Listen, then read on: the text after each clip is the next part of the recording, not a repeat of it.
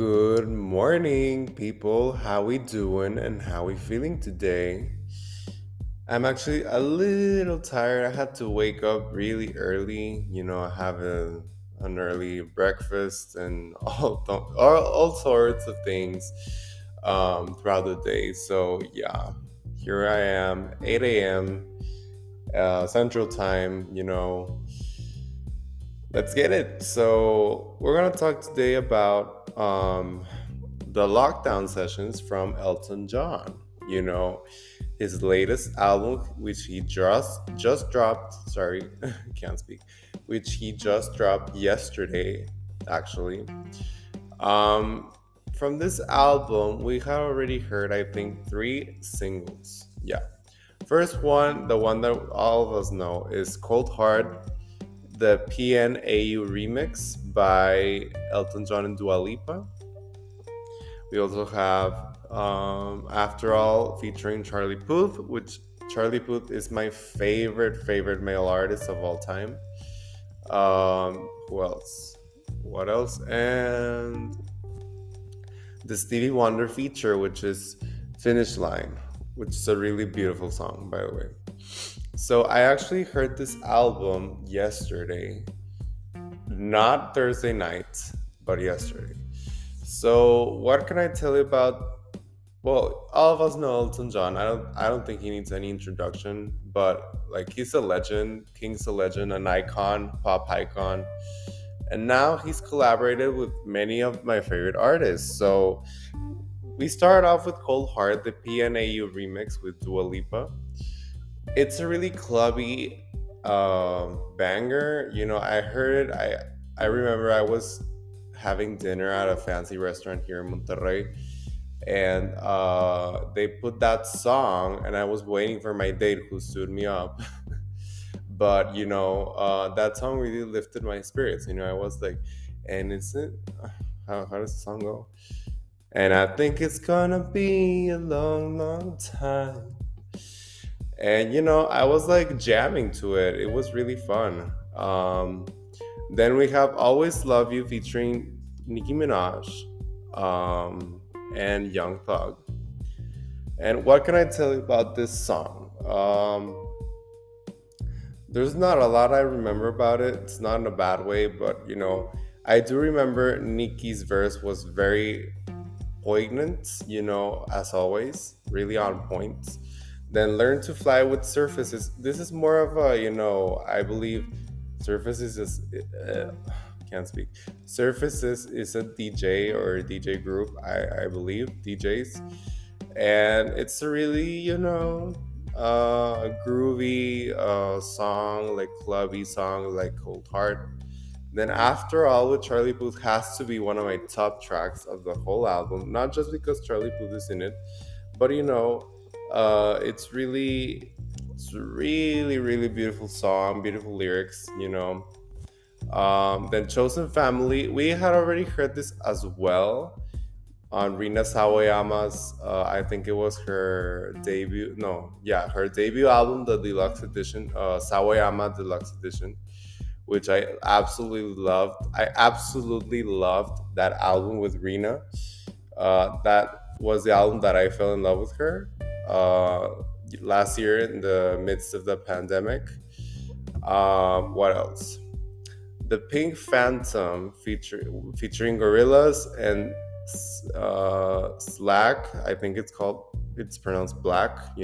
Six Slack. Okay, so I don't remember a lot about that song, which is not very good in my eyes.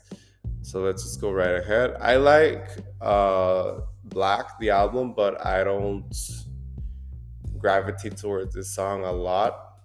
It's at the bottom of my list almost.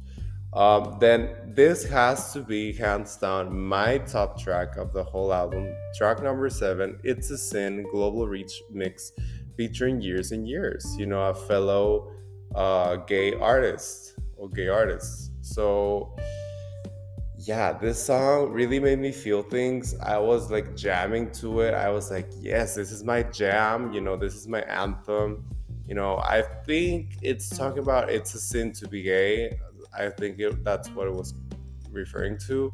Elton and Years and Years are gay, so yeah, this has to be a single, hands down. It has to have a music video, promotion, marketing, everything, because it's a really, really great anthem, a banger, a club banger. Also, let me just drink some water. There we go. Then Nothing Else Matters, featuring Miley Cyrus, Watts, Yo Yo Ma, Robert Trujillo, and Chad Smith. I actually, of all these artists, these are a lot of artists, let me just tell you. And Miley Cyrus has to have the best verse, hands down, alongside Elton's, obviously, but Miley, of the featured artists, has the best verse, hands down. Then Orbit featuring SG Lewis. This is another like clubby, banger because SG Lewis is a DJ. Then Simple Things featuring Brandy Carlisle, the country artist. I love me some country, you know. Brandy is a really solid artist. She has been Grammy nominated. I think she has even won some Grammys. I don't recall, but I think so. Then Beauty in the Bones, featuring Jimmy Allen. So Jimmy Allen, I hadn't heard of this artist, but I'm actually gonna follow him right now because he's really good. Okay. Then One of Me featuring Lil Nas X. So this song with Lil Nas, I heard it's on Montero, Lil Nas's debut album, and it's really, really, really, really good. Lil Nas is doing his thing right now. His let's see. Lil Nas right now is the number sixth most listened to artist in the world. So that's really, really, really great feat for him. Then E-Ticket featuring Eddie Vedder, sorry, Eddie Vedder. Didn't love this track really. It's There's not a lot I can say about it, or should I say anything I can say about it. Then Finish the Line featuring Stevie Wonder. This song really, really, really moved me. Stevie Wonder is a legend also as Elton John, with his condition and stuff like that. He's a legend. So mad respect for Stevie. Then Stolen Car featuring Stevie Nicks. So Stevie Nicks is a rock legend, as we know. She collabed with Miley on her Plastic Hearts album in 2020. So yeah, really solid track there. And closing track number 16, I'm Not Gonna Miss You, featuring Glenn Campbell. So this song was a really good closing track. I don't remember almost any of it, but it was pretty late when I heard it, so I was falling asleep. Not because the song is boring, but because it wasn't a banger. It's not a banger. It's not really a bop. It's not real bop. It's not real. I can't speak. It's not really a bop because it's a closing track. A closing track sometimes needs to be a little more meaningful. Yeah. So yeah.